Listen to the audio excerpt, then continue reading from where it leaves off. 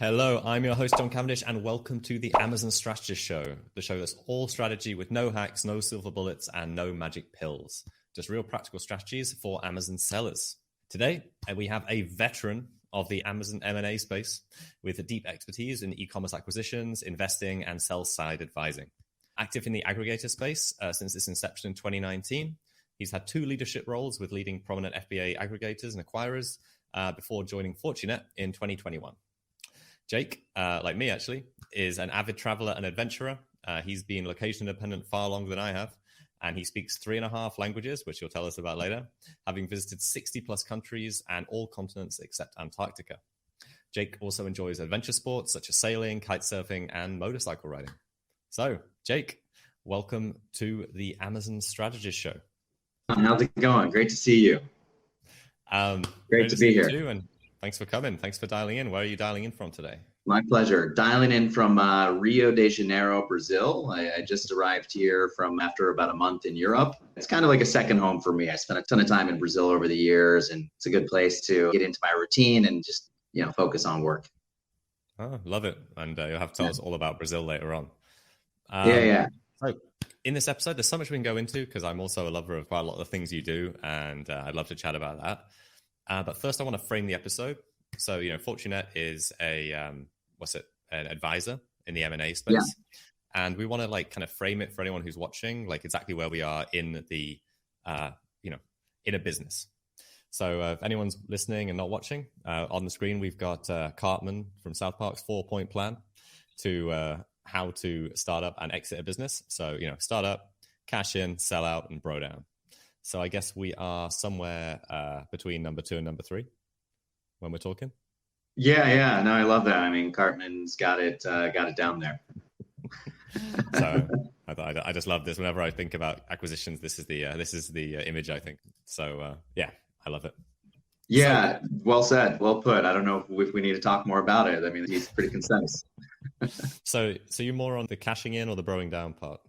Yeah, I mean, the cashing in part is the real focus. I wish there was more of the fourth point there. It's something I always talk to clients, and, we're talking about selling their business. We're going through the process. We complete the sale. And I always say, what are you going to do next? What are you going to do with all this money? You got $5, $10, $20 million in the bank. Are you going to go buy a yacht? Are you, almost every time they say, no, I'm getting right into another brand. I'm getting right back to work. And I'm always a little disappointed. I wish there was more of the bro down part, but that's part of the nature of these Amazon, successful Amazon entrepreneurs is they don't stop.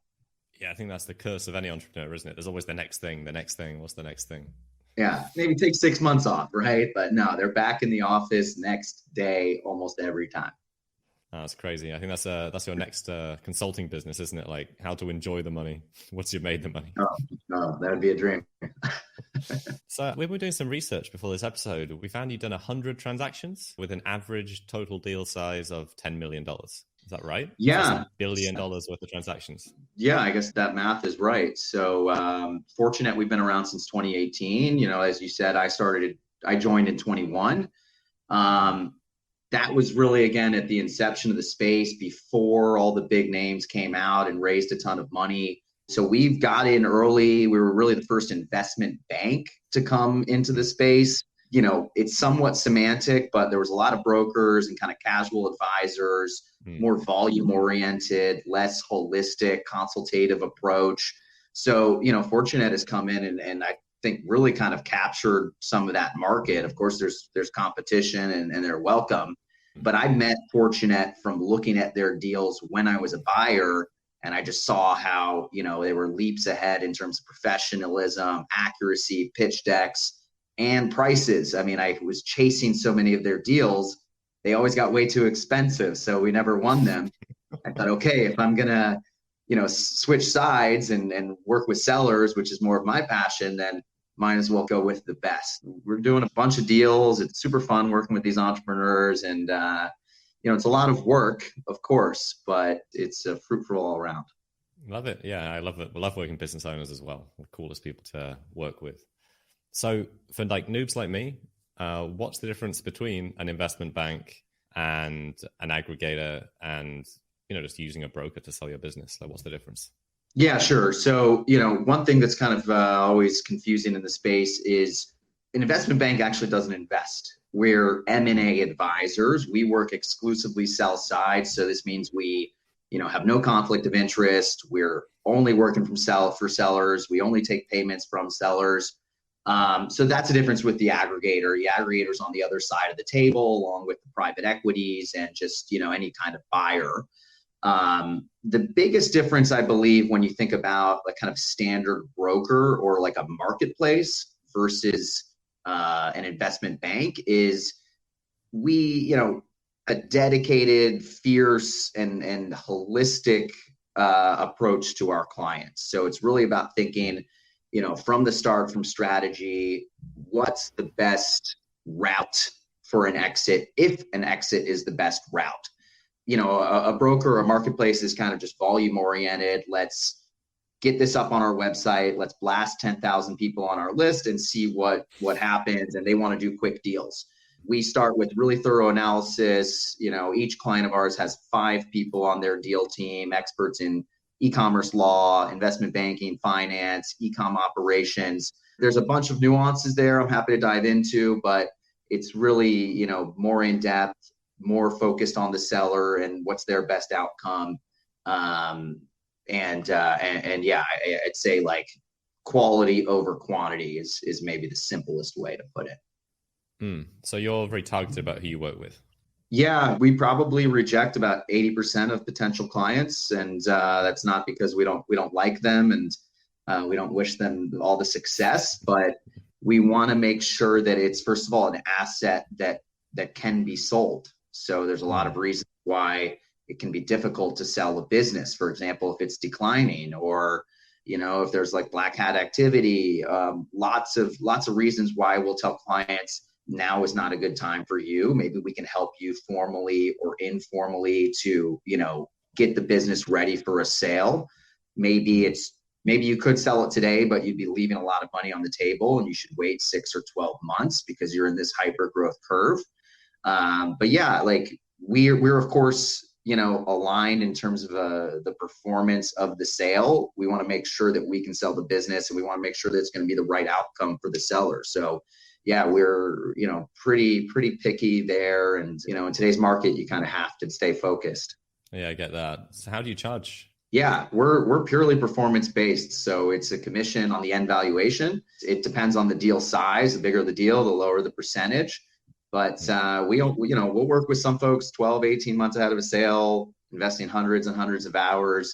And we only get paid when and if it's a successful transaction. Very cool. So who are your buyers then? Like not most obviously, but like, do you have a majority type of buyer, like PE or aggregators, or who's buying these businesses? Yeah, it's kind of like 3 buckets. So, aggregators, of course, this is a huge part of the market. You can't ignore it. I don't think any advisor or even a broker wants to be exclusive to aggregators. I'd say that's one bucket. Everybody knows who they are. You don't need us to go and find an aggregator. We've done a bunch of deals with aggregators. We know how to push their buttons. We know how to drive the price up. We know how to handle any issues that come in due diligence with them. But that's just one bucket. We have another bucket, which is more traditional private equities, family offices, some high net worth individuals. A lot of them are, very interested in Amazon assets right now. They might take a different approach. Maybe they're category focused, and Amazon stores, e-com stores are just one part of a category approach. They're buying tech and maybe services and rolling it up into kind of a category platform. And then there's strategic buyers. So thinking about potentially competitors or big retailers in the space who might want to acquire you to capture more market share on Amazon or jumpstart their e-commerce operation. So we've done deals with all 3 of those types. Those are fairly broad categories. We want to include as many relevant buyers in any sale process. Relevance important. They have to be appropriate, someone who could actually be interested. They have to be well-funded, able to execute on the transaction. But you want as many relevant buyers as possible so you can heat up competition. We'll often negotiate with 10, 12, 15, bidders at once, super orchestrated process, getting them to bid up against each other over and over again. But they have to be relevant, and you have to be coordinated in that approach. So yeah, your question, I'd say aggregators, PEs, et cetera, and strategics. We like to include them all. I'm super interested in the strategic side because I don't know anyone personally that's exited to a strategic buyer. So what's the difference there? Like what kind of, I guess, multiples are people getting? And like, I know you can't go into very many specifics, but like, what can you share about any of those deals that you've seen? Yeah, like a strategic can sometimes be like the holy grail. Like everybody is dreaming of like a 10x revenue based strategic acquisition. Strategic acquisition doesn't always mean it's going to be like some crazy multiple like that. It can often be similar multiples. You might see higher ones than you would with like more of a financial buyer because they have synergies, whether it's, back end supply chain, front end distribution or whatever. They're going to have synergies, which hopefully will, by definition, be able to justify a higher price. A lot of times the valuation comes down to the projections. And if you have that synergy, you should be able to do more with the asset. So, we find that there's a lot of like, assets that are really interesting businesses that just don't meet this somewhat cookie cutter approach of like an aggregator buyer. Still very interesting businesses, making a lot of money, growing, great margins. And those are sometimes just a better fit for something like a strategic. It might be a competitor, distributor or whatever. But oftentimes we'll introduce the strategics into the mix to heat up the competition. The buying process with the strategic can be different. They might take longer and all of that. So if you're looking for maybe a really quick deal, they might not be the best fit for you. But if you can introduce them to heat up competition, that can also serve you well to close a deal with, whether it's that PE or aggregator. No, that's really cool. And when you're talking about competition, does that mean that like as their representative, you're like hitting up their competitors in the space? Yeah, definitely. So, we've sold companies to direct competitors on Amazon. It's a delicate approach, right? You have to be, of course, be very careful what information you disclose and when. We're very careful about this anyways, whether, regardless of the type of buyer, we control the information, we drip feed it as it goes on. But you need to be even more conscious when it's a strategic. So coming out with, we'll come out with an initial teaser, doesn't disclose the brand name, of course, gets them excited, but doesn't give them too much information. Of course, everybody's under NDA and we want to go through the process carefully. But I mean, a competitor can be a great option for a lot of folks, but you have to be careful. I can understand that. So back like 4 years ago, multiples when people were selling their business, maybe 2.5 to 3.5x. Then last year, I don't know, what was it, 4 to 6x? What's going on right now? And like, what do you think the future holds? 4 years ago, if you paid 3.5, I would have thought that was crazy. Like I had deals there that was like people were asking 3x, and you're like, nah, man, you're crazy. Like we'll give you 2.5. And we'll throw in a bonus if it works out. So it's been a wild ride when you think about multiples, and it's been such a short ride. So we saw even as early as like 2020, 2 to 3, they started ticking up 3 to 4. When we saw like maybe second half of 21 was, I would say, maybe peak craziness in the space, 10 billion raised by 100 aggregators, private equities, all these buyers getting in. We were doing deals at Fortinet that were like 4 to 7x cash up front. So most of the time when people cash up front, most of the time people talk multiples, they include earnout and these contingent payments, which not guaranteed, and ask like 9 out of 10 sellers, they didn't get paid that earnout in 21, whether it was the operator, whether it was supply chain, PPC, like it was a bit of a bloodbath. But, we closed deals at 7x cash up front. I'm happy to share more about like which, that kind of profile. Not every deal was done there, but we saw 4 to 7 up front. What we see today is, I'd say, like a bit of a tick down, but not what I would call a buyer's market. We see buyers being more selective. I think they're learning what makes for a good asset. they've made mistakes and maybe they're more focused. But when we see the quote unquote good assets, the folks that are growing, that are sizable, that have good margins, that have good brands and categories, we still see these going, cash up front, 4, 5 plus. So these are transactions that have been closed in the last month, LOIs that are being signed today.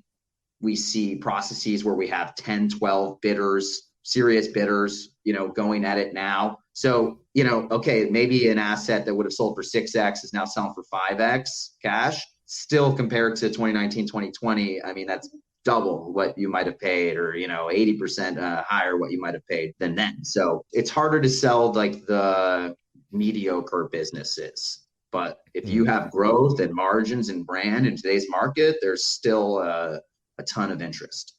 I love it.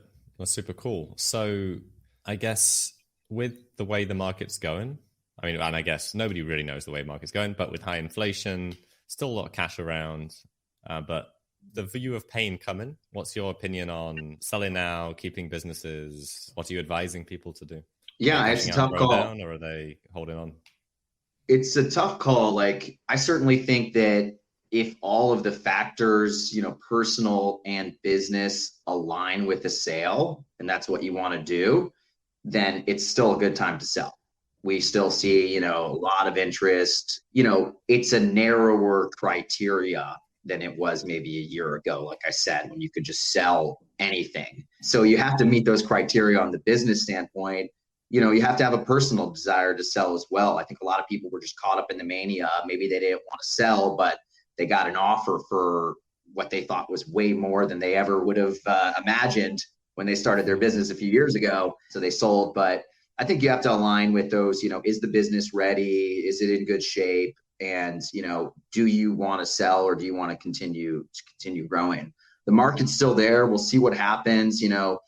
Inflation can kind of be a double-edged sword. So, I know that's tough for folks. People are starting to raise prices successfully. We see this. We'll work with people doing like ASIN level analysis of profit and saying, hey, let's try a price increase here. Inflation's tough. Maybe your costs are rising, but at the same time, the year over year growth can kind of look artificially inflated by those numbers. So you might see growth that's inflation related, which can reflect well, ironically, in an M&A transaction. Yeah, super interesting. And is that affecting the buyers, and where are the buyers getting the money from? Is it debt that they're worried about interest rates changing on, or where are they getting this cash from? Yeah, like there's a mix of like debt and equity. Fortunately, if you're thinking of selling, there's a lot of, as we call it, dry powder that's sitting there. So I was talking with one aggregator. I saw them at a conference, and they had like just raised $50 million like January, and to maybe for them to raise that money today would be more difficult. The market with VCs is different than it was then, but they had raised the money, say, okay, we're good to go. Like, we're good to go at least for the next year. They still need to acquire businesses. So a lot of them have money ready to deploy, and we still see money coming in. I think there's something like $2 billion raised so far this year. There's still activity happening. So there's more money than there is businesses still, but buyers are more careful and more selective, and, rightfully so. Yeah, it's interesting, isn't it? How like everything seems cyclical and everything changes overnight when nothing actually has changed. And people like, they're rightfully more selective or not rightfully more selective, but everything's making money, but it changes within 6 months. And that's always happened. Nothing's ever lasted for apart from the last bull market for like 13 years. But most of the time things don't continue forever, do they? They don't. And it seems like so obvious after the fact that, these changes come in, right? Like you think, oh, this is so obvious, but I'm always thinking ahead, like, what's the feeling on the street today? And that's usually like behind, right? Like it's usually a backward looking indicator. So, when we see all this, what seems like blood on the streets and everybody predicting the downfall of the aggregator industry, now, a few months after some of these high profile news incidents with the aggregators, it seems like, okay, actually, like things aren't as bad as people might have thought. Like market seems healthy. People get over it quickly. Yeah, it's good, isn't it? Yeah, I heard a lot about that. And people are still surviving right now. People have made the cuts they had to make and let go of some of the hires who seemed like they were stupid hires in the first place. So I think it's a Yeah. good time to cut back and make things make sense. You don't need a graphic designer in the US or like 40 of them. Yeah, yeah. Like I was talking to somebody who actually had an offer from one of the large aggregators that's been kind of high profile with stuff. And this is recently, so I said, "Oh wow, they're still hiring. You know, they're let go of 20% of their staff." And he said, "Yeah, I mean, they're being more strategic. They exactly what you said. They realized that they just were filling bodies. They don't need to do that. They're expanding teams in Asia. You know, they're becoming more like real sellers rather than just an acquirer." So, Yeah. okay. Just unlimited money. Yeah. Unlimited money. So if I had an FBA business and I was coming to you, what's some stuff I could do to make my business like more beautiful and sellable? Yeah, sure. We look at it kind of in like two buckets. So there's what I call kind of compliance, buttoning up the business, getting it ready for a sale, making sure, like corporate structure and like tax implications are thought of, looking at intellectual property. Like there's so many deals we've seen that have collapsed or almost collapsed because of trademarks. There's a guy in China sitting on your trademark. You didn't realize it. They can ban exports. Maybe you're selling 10% in the UK. You don't have a UK trademark. These things take time to do. Buyers want to see that. So there's kind of this compliance orientated activities, just making sure everything's buttoned up, ready to go. You got your finances in order. We think this is super important because it gives you flexibility also. Things change. If you have something that takes 6 months to resolve it now. So you have that flexibility. So if in 8 months you want to sell, you can just kind of go at it.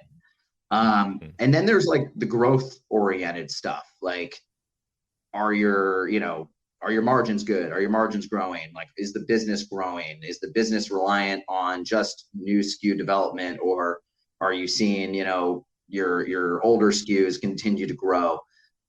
That's a little bit tougher, of course.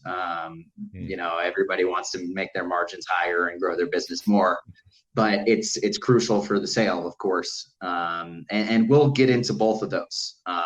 We have e-com operators on the team, sold businesses. We'll get in, look at PPC campaigns, see, are you being efficient? Again, timing here, like if you want to sell tomorrow, there's less tools that you have, but if you're going to sell in 12 months, this gives you a lot more tools and a lot more impact. Of course, the valuation is based on your last 12 months profit. So, how do you really tighten the ship up and see how you can improve the margins and grow or provide some opportunities for growth for the new buyer? Yeah, I mean, that's awesome. So when should somebody reach out to you? We say like earlier the better. We have a pre-sale program where we work with folks that are, thinking about an exit up to 18 months in the future. And we work on all those. It's like 12 points that we work on, a lot of them I just mentioned. So we say, be prepared to sell. Doesn't mean you have to sell.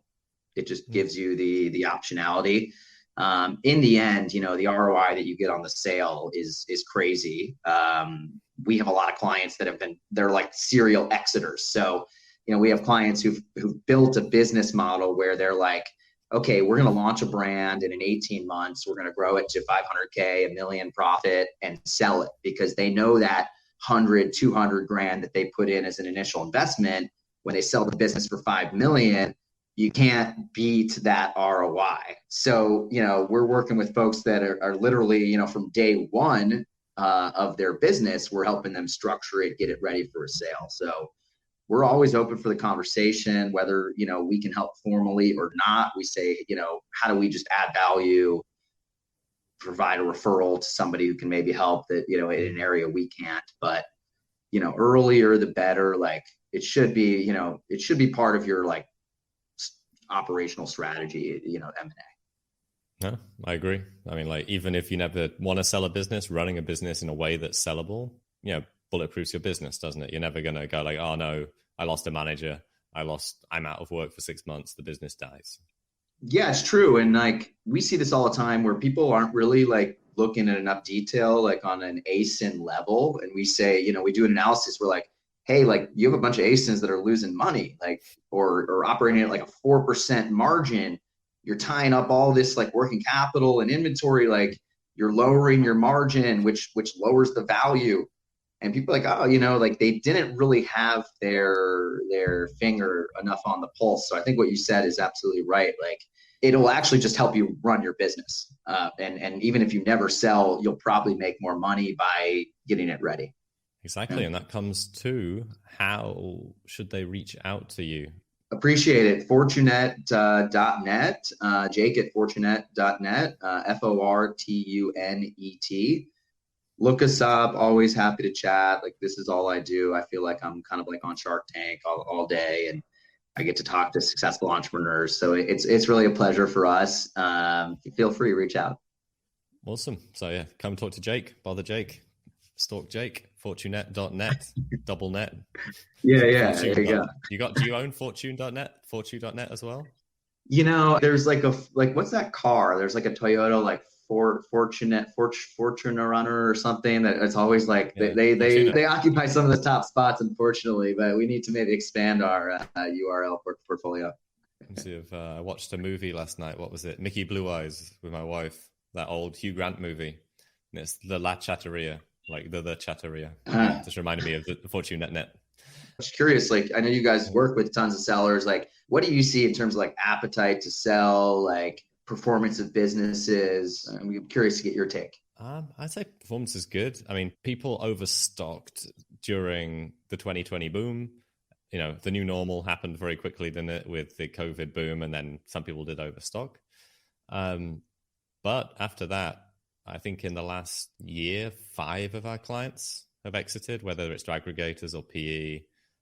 We've then acquired them as clients. All of our aggregator clients seem to be doing great, raising money, onboarding brands. So, yeah, I mean, from what I see, if you're already established, which all of our users are, they're growing. Established users are still doing good.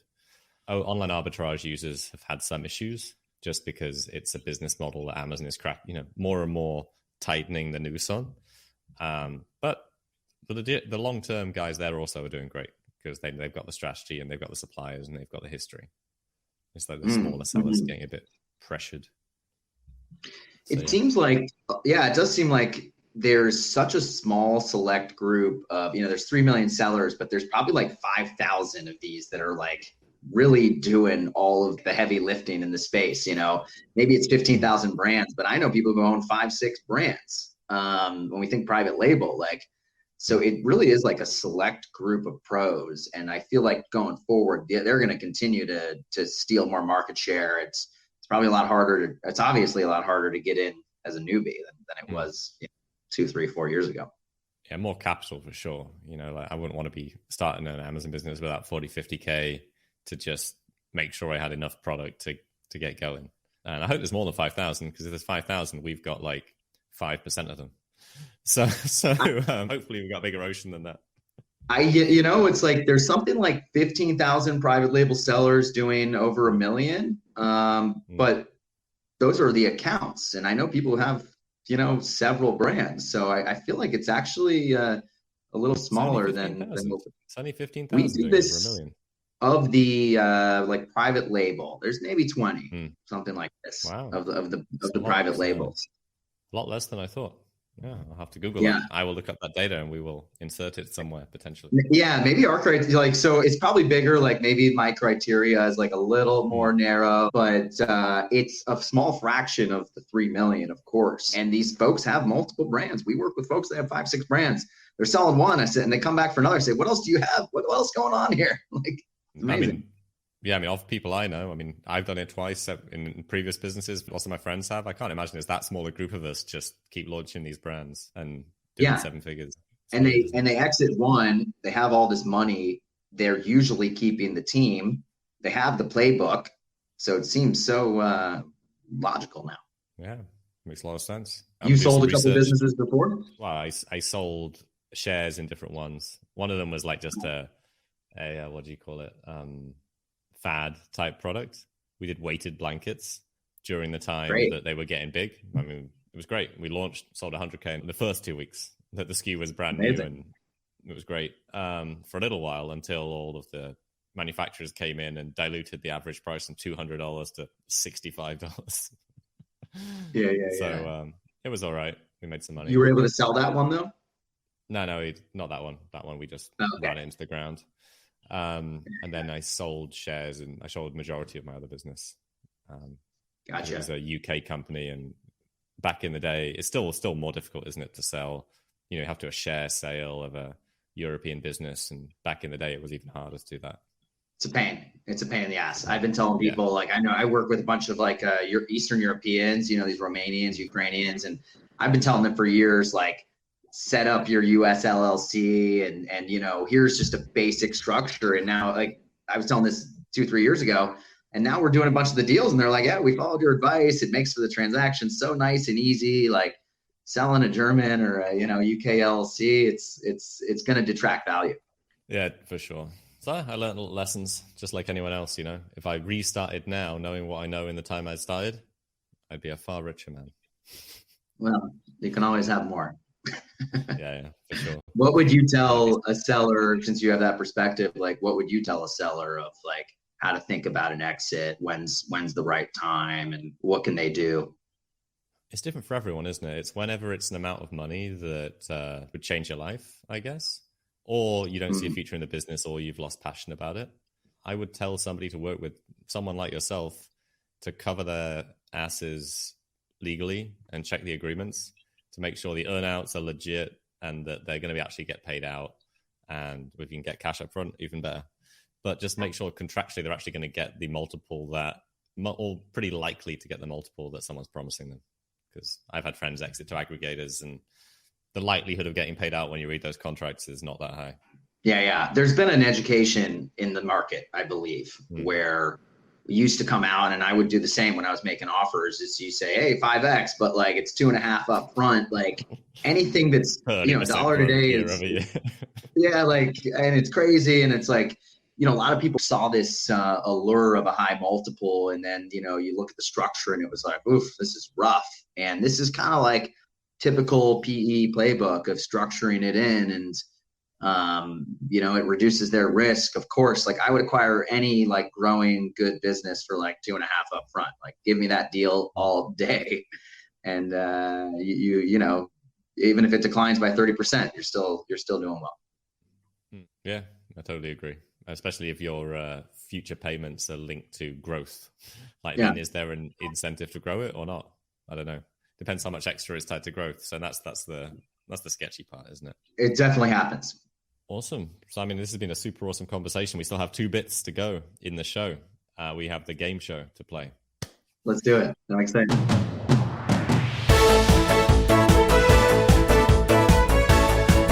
Here at the Amazon Strategist Show, we want to give back to our listeners. So if you're watching the replay of this, which you will be because it's not live, below and in the description is a link. In that link, you can enter to win this prize and also be entered as the prize draw for every future spin. So go and sign up for that link, and you can get entered into this. Very kindly, Jake has put forward a no obligation M&A audit of your business financials and feedback tips on steps that your brand can take to make more money when you sell. No brainer. You should definitely do it if you own an Amazon business. And if you're in the sales process, they'll review the offer and make sure that it makes sense for you. Also on our wheel from previous guests, we have Amped, AMPD. They'll give you a free campaign review and in-depth optimization, and they can talk to you about Google Ads. We have a free 1-hour call with John Elder from Black Label Advisor. We've got some subscriptions to refer us on so that you can, whether it's 1 month, 2 months, I think 3 months got taken last time, so he lost that one already, to use for micro-influencer marketing for your Amazon products. We've got some Zon Guru Business Health Check. We've got 20-minute calls with AMZ Clever, and we have a consultation with Z. So a lot of stuff on the wheel. Maybe we'll spin it a couple of times today because we're accumulating. And, there's some good value there, you know. Some of my favorite people in the space. Am I eligible? I don't think I'm eligible to win any of those, right? Well, we'll see what it lands on. Okay. We'll see if I can get it to you. All right, ready? Let's load up the wheel. And here's the wheel. That was pretty smooth. All right, like so Jake, you are in control of the wheel. What you have to say is no. You're not in physical control of the wheel. Oh, okay. I was like, I'm on my phone here. I was gonna go for it. I got excited. Verbal control of the wheel. You have to say, spin that wheel. Spin it.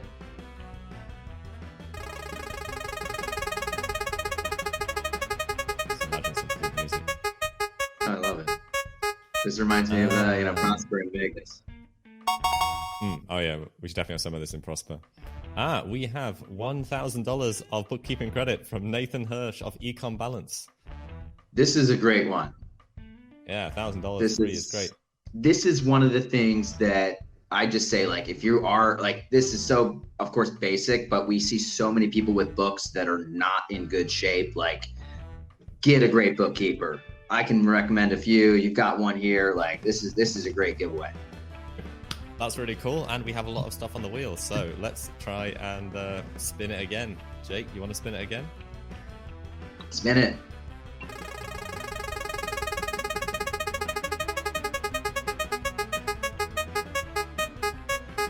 And $10 cash from Jake. $10 No, it's cash. from us. No, it's $10 cash from us. So, whoever got the second one, you get $10 cash. We will be sending you some kind of gift voucher because we're not actually going to send you cash. Probably for Amazon Nice. if you live in the US. Because I'm sure that you're spending money on Amazon 24/7 like I would be if I was in the US. Apply it. Let's try to get it applied to the PPC. Try and get it applied. Order yourself a crate of Bang. It seems to be the most popular drink in the US at the moment. I see it everywhere. I'm Are we spinning one more time? What do you think? All right, if you really want to. Okay, you can be our first ever three I'd love spinner. to. I could do this all day. Let's spin it. Yeah, let's spin it. Spin it. So Yeah. cash. We've only got a limited budget for the podcast. Need to get a sponsor. This is an expensive Oh, episode. no. It is an expensive Wow, episode. how It's much are we talking? $100 cash. $100. $100. Okay, $100 so this for is pretty going to good. be a very popular episode, I think. We should have a total. Like we should actually put that in the description. $1,100, $1,110 available on this episode. Enter below. Well, thanks, Jake. Best ever job spinning the wheel. So My pleasure. the final section of the Amazon Strategist Show is our rapid fire question section. The rules of the rapid fire questions is they are rapid fire, and they're questions. So you just only give one answer. So one word answer, and you've got to answer quickly. Okay, Are you ready? bring it on. Yeah. So, Jake, what is your favorite Amazon niche? Love beauty. Love beauty. That sounds like an interesting niche. Beauty. If Yeah, you could, one word, beauty. beauty. If you could choose no pictures, no reviews, which would you pick? No pictures. Name a country that starts with the letter J. Jordan. Which Amazon marketplace is the next big opportunity? India. Pineapple on pizza? Yes or no? No. Never. Name something appealing about working from home. Pajamas. Working in my pajamas. No doubt. Google ads or Facebook ads? Facebook. And name something you'd hate to find swimming around in your bathtub. I'd say a baby alligator. I would hate to find that too. All right.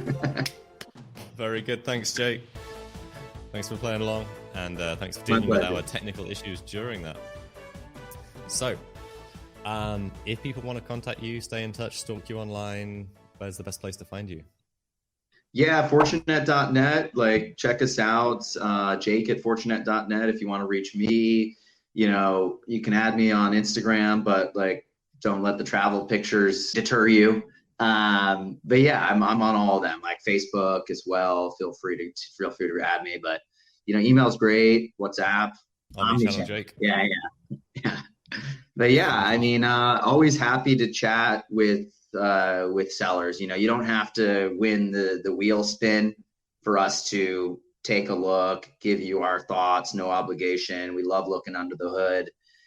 Any size, whatever. Feel free to reach out. Like, we're here to lend our expertise, add value in whatever way we can to the space. So yeah, please reach out. You let them know behind the curtain they don't need to enter the competition. And now we're going to have to delete this episode, Jake. No, I'm joking. All right. Thank you so much, Jake. And thank you for adding so much to the industry and like helping people actually make more money starting their business, because that is, super, super cool. And if you do have any issues, anything you can need support with in Amazon Seller Central, please reach out to Seller Candy, our business. We'll be more than willing to do the same, help you figure out whether we're a good fit to fix whatever's going wrong in your Amazon Seller Central account. sellercandy.com. That brings us to the end of another show. Please like, subscribe, rate us on all the platforms that you see us on, wherever you're listening to us. I listen on Spotify. Until then, I'm John Cavendish. This is Jake, and thank you for being on the Amazon Strategist Show, Jake. Thanks a lot. A lot of fun.